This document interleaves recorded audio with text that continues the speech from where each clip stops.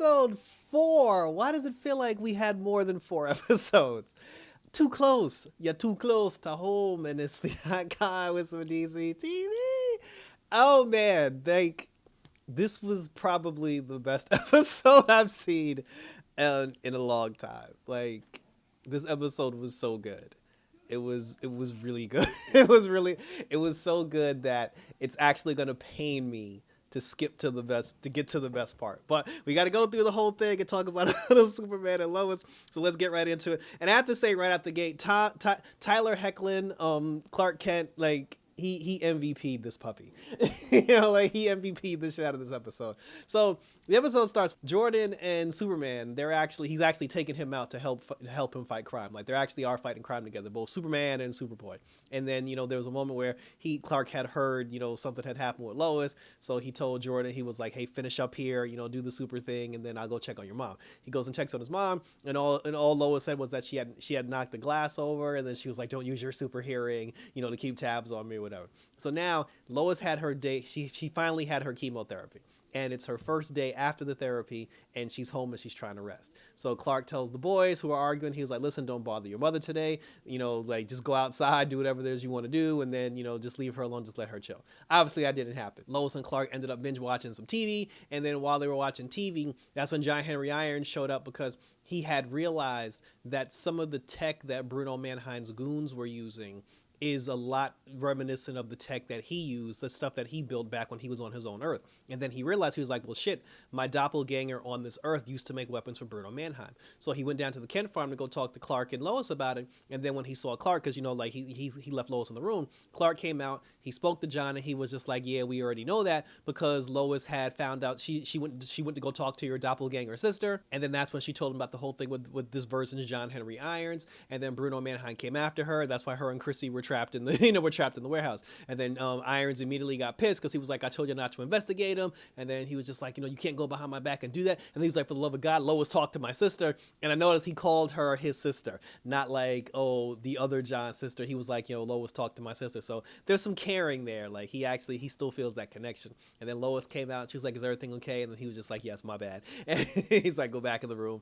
And then he dipped and he went off. Clark then ended up feeling bad, so he went into town to go talk to John again, and just to explain more and to apologize for everything that happened. So then after that, that's when John told him, he was like, well, listen, he said, like, my daughter's on this Earth, and because I look like the guy that was murdered by Bruno Mannheim, I actually need to go talk to Bruno Mannheim and talk to my sister. It's like, I know they're not my family, but it's my responsibility to protect this Earth's version's John Henry Irons family, because I look like him. So, like, anything that happens to him because of me is going to affect them. So he goes down, he talks to his sister. And this was cool, because when he went to go talk to the sister, because we didn't do the whole thing where, he shows up and then he pretends to be her actual brother, and then it's this whole big thing and blah, blah, blah. He told her straight up when she was just like, oh my God, John. He's like, I ain't your brother. he's like, before you start doing cartwheels, he was like, I ain't your brother. And they covered it beautifully, because it wasn't something where he had to come up with this long, drawn out, elaborate explanation to try to explain to her why he's not her brother. As soon as he said, I'm not your brother, he said, I'm from a different Earth. She immediately pointed to last season and said, oh, you mean just like when that square Earth and that red sun popped up last year when the two Earths tried to merge? He was like, yes, something like that. He's like, yeah, another version of that. So I'm like, perfect. There's no conversation. There's no long drawn out thing. He doesn't have to hide and pretend he's someone that he's not. Let's just throw the shit out. And it's like, I like when those things happen, because I hate when TV shows do the thing where it's like, oh, like even in the Blue Beetle trailer. In the Blue Beetle trailer, we're not doing the whole thing in the Blue Beetle where he gets the scarab and he tries to hide it from his family, and we spend half the movie with him trying to be a superhero and keep it from his family and juggling two lives. No, his family was right there when the damn thing jumped on his face. So, like, his family knows he's the Blue Beetle, so we don't have to spend the entire movie with him trying to keep the secret from his family. But anyway, so then after that, so he spoke to her, he had a conversation with his sister, and then the two of them kind of bonded a little bit, because she was just like, oh my God, you looked, besides the scar, she said you look just like him. And he was like, yeah, you're exactly like my sister too. You're even a great doctor and everything. And then he was like, he used to drive my dad crazy. And she was like, yeah, our dad too. And they used to call us the Wonder Twins. They always throw a Wonder Twins reference like in the Arrowverse. And then when she did that, she got a little emotional, because yes, he's a different person. but although he's not her brother, their lives were basically the same. There were a lot of parallels to them, to their lives, despite them being on two different Earths. So the emotions of that started getting to her, and then she kind of felt bad. And then she's like, "Listen, you didn't do anything wrong," but she said, "Emotionally, I can't handle this, and I'd appreciate it if you just never looked me up again." And then she walked away. So then after that, Bruno Mannheim's goons rolled up on him and told him, "Get your black ass in the car." So he got in the car. He goes to Bruno Mannheim's office, and then I guess because Bruno Mannheim had said he was just like, oh, John Henry Irons from another Earth. Like, he knows that he's not from this Earth. So I guess he heard the conversation, because it's like either he truly believes that his henchwoman literally killed this man, or because his boys was taking pictures of John Henry Irons and the sister having a conversation, I guess they were maybe doing video or audio too. He overheard him tell her that he's the John Henry Irons from a different Earth. So then he was just like, oh, John Henry Irons. He was like, don't be like the last one and do this bullshit. He was just like, or me and you gonna have a problem. And then he showed a picture of the sister being tied up somewhere, because I guess as soon as she walked away, they snatched her up with the quickness, and then they tied her to a bomb. So then he pressed the button so he can get his steel suit, told Bruno to kiss his ass. He jumped out the window, put the steel suit on, and then he flew down. He found out where his sister was, and he saved her, rescued her from the bomb. Then after that, he immediately flew back to Bruno Mannheim's office and yoked him up. And when he did that, I said, God damn, like the way he came in there and just had his hand around, he was like, I should kill you right now. And he was like, but you not, because if something happens to me, I'll murder your entire family down in New Orleans. And I was just like, Jesus Lord. So then he let him go, and then he was just like, I'll see you again, John. And then John, like, he flew out of he flew out of there, and he went back to Smallville. So then when he goes back to Smallville, then Lois apologized to him, and then Clarke apologized again, and then they were just she was just like, going forward, we'll take him down together. And then Lois said she has a way to take him down, because she said that since Bruno Mannheim actually owns one of the quote-unquote best hospitals on the planet, she's gonna check herself in as a patient for chemo, so that way she can spy and walk around and see what the real deal is and see what's going on. No Natalie, no Chrissy in this episode, which actually really sucked. So now, regarding everyone else, the boys, Jordan, him and Grandpa, they ended up going down to the barbershop, because since he's the general of the DEO, he actually had footage of Jordan when he was helping his dad out with the fire, and they caught him from behind on camera. And then Jordan was like, well, you can't see my face on camera. He was like, no, but we could see your hair, and everybody knows that's your damn hair. So he said, you're gonna have to get a haircut. Jordan made this whole big thing about it, and then he was just like, listen, son, if you want to continue to be a hero, you're gonna have to do what's necessary to keep your identity. And then that's when Jordan said, he was like, what do you know about being a hero? And I said, holy shit. he was like, how dare you? He's like, I'm a 5-star general. And he was like, being a 5-star general don't mean shit. And Jordan walked away. Jonathan, he went to his girlfriend's house, and then when he went to his girlfriend's house, her daddy answered the door, and then he came face to face with her daddy, because he was just like, oh, you sold XK, like you stole my truck and everything. And he's like, yeah, now I'm gonna beat your ass. And then he punched Jonathan in the face, and then Jonathan went home. Jonathan put his tail between his legs, and he went home. When he got home, like, Lois was there. Lois saw the bruise on his face. She asked him what happened. He was like, I don't want to tell you because Dad said not to bother you. And then she got mad and she cursed out Clarke, and she was like, don't you dare tell my children to not come to me with any problems. And then both Clarke and Lois, they forced Jonathan to sit down on the couch, and they had a conversation about what happened. Jordan had came home at that point, and then because I forgot they didn't know about the truck. So when she was just like, oh, who hit you? She was like, what happened? Tell us what happened, honey. He was like, well, I guess it all started when my truck got stolen. And they were like, your truck got stolen? And then that's when Jordan came in, and they were like, no, your brother's truck got stolen? And then he was like, sit your ass down. So now they're yelling at both of them. And then, that's when Clarke had got the call from the DOD, and then he ended up flying to the DOD. And then that's when Lois was like, you better tell me everything that happened. So they tell her everything that happened about the whole with the truck thing. And then she was like, oh, you put Natalie's life in danger. And I'm like, first of all, that was Natalie's idea. But then she was just like, Jonathan, who hit you? And then he was like, Candace's dad. So the Lois grabs a purse. She goes down to the dad's house. And then she's like, you stay away from my son, you piece of shit. And then your man pulled out the ratchet. And then he was just like, yo, if you don't get off my porch, I'm about to shoot you and your stink ass kids. And then Lois got in the car and she drove off. So now they're all back home, and they just got the gun pulled out on them. Lois ended up fainting because she overexerted herself due to the chemo and everything that was happening. Clark, he's at the DOD.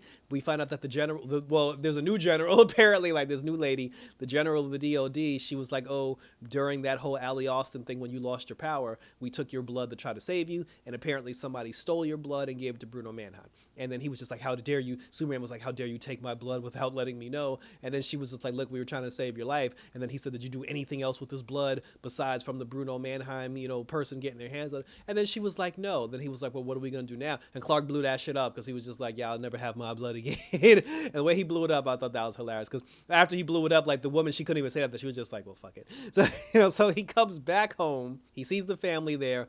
Jordan immediately is just like, oh, Candace's dad pulled a gun out on mom, and then he was like, he's the one that hit me and stole my trolley. And then this is where the shit got good. This is where the shit got good. Hold up, but before we get into that, one more piece of storyline. Sarah, she spent the night at her daddy's house, and this was cool. And even I gotta give it up to Kyle because Kyle MVP this episode too. Like Kyle was the shit because he was speaking to his daughter about the whole incident with Lana, and then Sarah had conveniently said that, oh, mom slapped me, but she left out the part about her saying that's why dad cheated on you. So then Kyle gets upset. He goes down to talk to Lana, and then while he's talking to Lana, he's just like, I can't believe you hit our daughter. We said we've never hit our daughter just because she, she told you to relax. And then she was like, that's not why I slapped her. She said, because I'm a pushy person. She said, that's why you cheated on me. Then he went back to home. He went back to Sarah. And he was like, why you ain't tell me that shit? And then she was just like, why does it matter? He was just like, And so he brought them both together. He brought the two of them down to the diner, the good old Smallville diner. And now the three of them are sitting in the diner having this conversation. And here's where we got the best part of the entire episode. Clark comes home. They tell him everything that happened with Candace's dad. And then Clark is just like, oh, hell, it's not going down like this. And then he storms out of the house to go take care of some business. Before he leaves the house, Lois says to him, she's just like, Clark, this isn't a job for Superman. And he looked at her and said, you goddamn right, it's not a job for Superman. Because Clark Kent is going to take care of his BI. Clark goes, and this was, see, and I like this because they gave us multiple storylines throughout the course of the entire episode. Like the Cortez family had a storyline. The boys had a storyline. Lois had a storyline. Everybody but John Henry Irons, because his whole thing was completely separate. But at the end of the episode, all those storylines besides John Henry Irons, they all came together at the very end for the diner scene. And this was because you're in Smallville. You're in a small town in Smallville where everybody knows your name. Like everybody knows everybody. So it is 100% realistic that the Cortez family is down in a diner where Candace works, where the dad is probably having dinner and having coffee. And when Clark Kent shows up to confront the dad, of course the Cortez family is still going to be there because that just makes storyline sense to me. So your man goes down to the diner, he kicks in the door. As soon as he walks in, Lana sees him, the Cortez family sees him, and then Lana immediately goes, Clark, are you okay? And he's like, nope. And then he walks up to the dad, and then he's just like, look, me and you need to step outside. And he's like, get your ass out my face. And then he tells him, he's like, listen, I don't want to have to do this in front of your daughter. And then the guy gets up, and he's just like, oh, you think I'm afraid of you, Kent? And then he tries to push him, but because he's Superman, he didn't budge. It was just like in The Man of Steel, when they had the whole diner scene in The Man of Steel where the guy threw the cup at him, and the cup just like bounced off of his head, and then he tried to push him, and it didn't work. So then, he tried to push him, it doesn't work. He ends up taking a swing at Clark, and I love the fact that he did this whole thing as Clark Kent. He takes a swing at Clark. Clark ducks, grabs him, slams his face down on the table, puts his hand on the back of his neck, grinds his face into the table, and says that if you ever sell another drug, if you ever steal my son's truck again, or if you threaten my wife or my family, I will end you. And that shit sent chills up I know he didn't say end you, but that's what I heard. And then he picked him up, and then he's like, get your ass out of my town. And then he ran out of the town. And then after he runs out of the town, after he runs out the diner, and the dad runs off out of the diner, then Kyle looks over and goes, well, damn, Kent, I ain't know you had it in him. And then he apologized for ruining everyone's night. And then he walks out, and then Candace is like, did he really hurt Jonathan? And then he's like, yeah. And then she's like, can I see him? And I'd be like, no. But then he brings her back to the house. She's at the house. They should have gave Clark a standing ovation for that whole thing.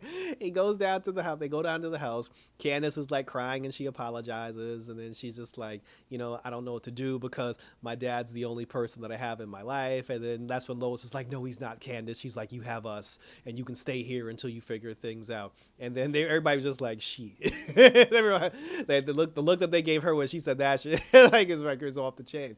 And then when they went to go get Candace's stuff, Clarke was just like, you sure about this? Lois said, hell no, this is going to be a disaster. But the girl needs help and we're not going to turn our back on. And then in the final scene, we're back at, oh yeah, by the way, Sarah and Lana actually made amends a little bit. So then in the final scene, we're back at Bruno Mannheim's office. And then he's just like, he finds out that Lois had checked herself in as a patient. And then he's just like, then one of his goons is like, oh, you want me to take her out? And he was like, no. He's like, if I want you to take her out, I'll let you know. He said, I want to see what she knows first. And I'm going to go down there and ask her myself. And then that's how the episode ended. And thank you for tuning in. So this episode was the shit. Like, I'm not even going to front. Like, this episode was so good. Like, this episode, like, so many good things happened as far as, like, the John Henry Irons story with his, because I like the fact that, like I said, like, the dynamic, bringing his sister into the fold. And I can't wait for a scene with the sister and with Natalie, because for the love of God, we ain't getting Natalie and Lois, so we got to get Natalie and somebody. So I love that. Chrissy apparently going to be banging on Kyle in the next episode as well. But to have all these different storylines, like the diner sequence, the scene at the diner was so good. I actually forgot that earlier in the episode, not only was Jordan helping his dad fight crime and put out forest fires, that the general in the end actually gave him his own super suit, because they told Jordan that he had to go down, to apologize to his grandfather. He apologized to his grandfather. His grandfather apologized to him for trying to force him to get a haircut. And then that's when he gave him a super suit with the goggles. Because I remember, like, in the Superboy comics, like, he has, like, a leather jacket and he had, like, the goggles, whatever. So they gave him the goggles, like, he gave him the jacket. And then he told him, he said, listen, maybe this will help with your hair situation and the whole nine. So he has a whole suit now. And I forgot all about that. Like, when the diner scene happened, I forgot all about the fact that Jordan even had a suit. So this was, like I said, this is the shit.